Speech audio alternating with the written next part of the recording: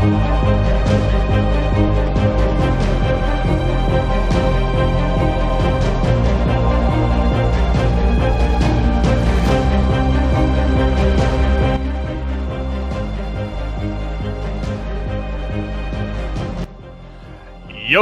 everybody. Welcome to another OE Quick Blast. And today's topic is investment in leopard geckos.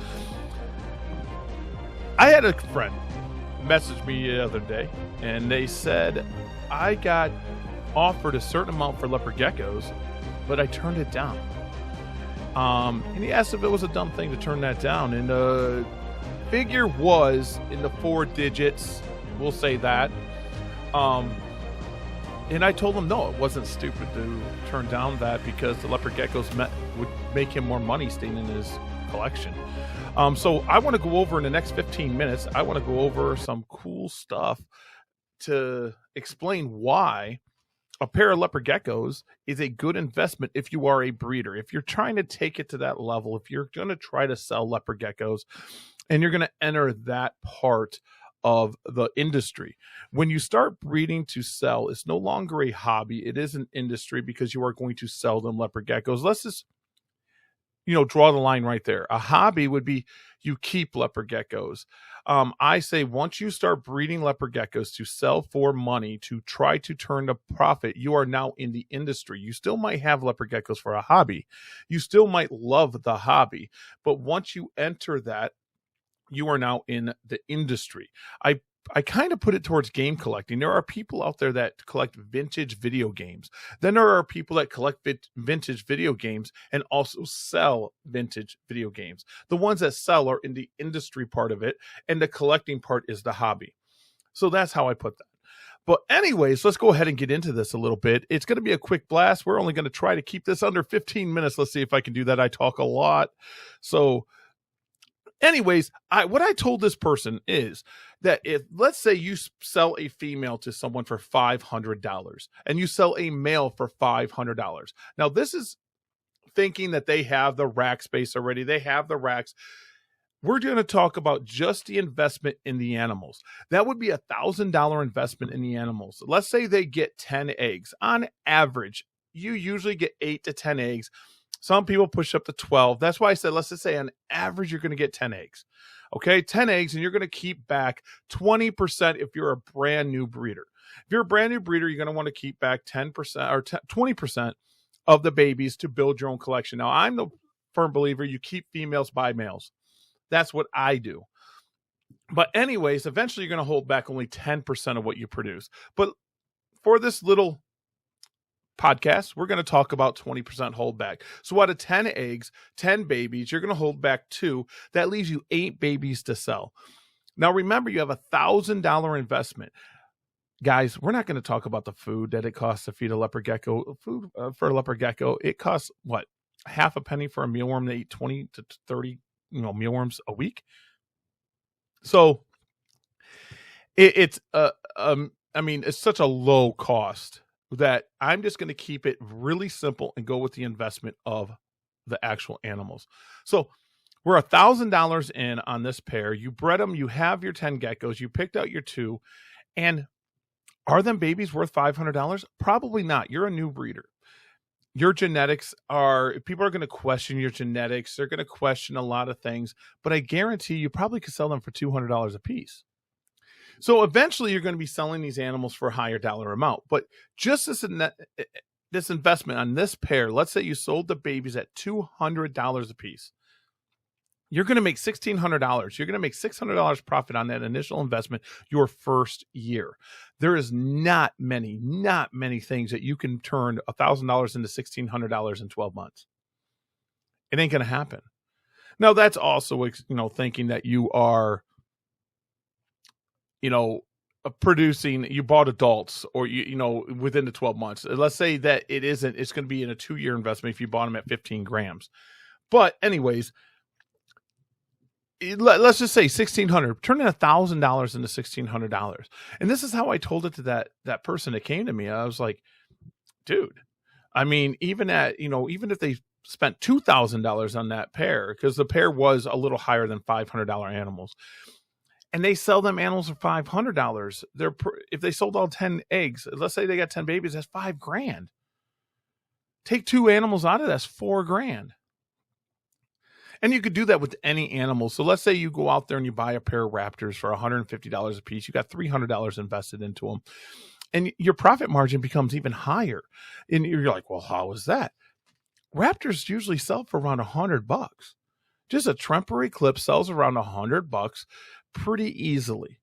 I see them sell all the time at reptile expos for clean genetic raptors, sell for around $100. So let's say you go and you buy a breeding pair for $150 a piece, $300.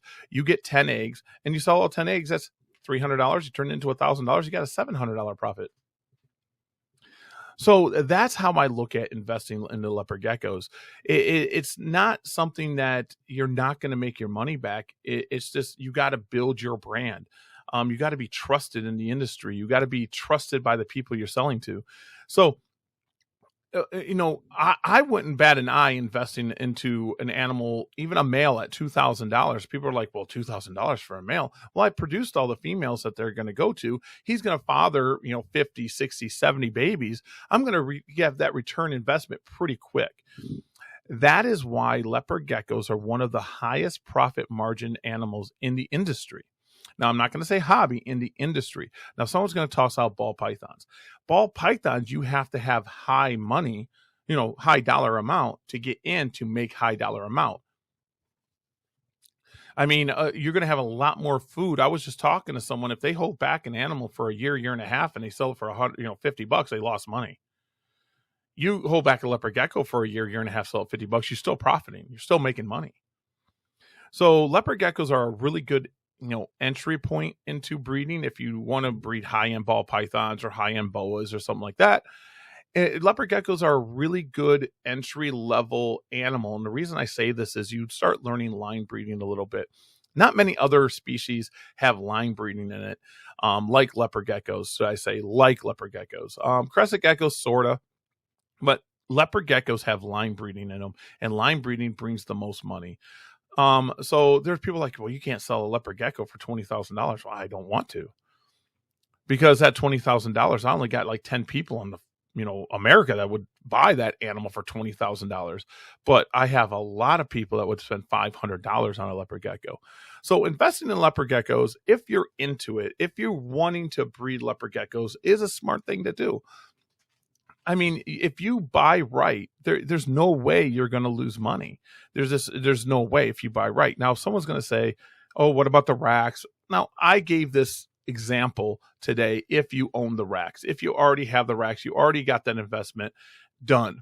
But even at a rack system, if you're, profiting $400 per pair, and you have 10 pair, that's $4,000. That should buy your racks for the first year.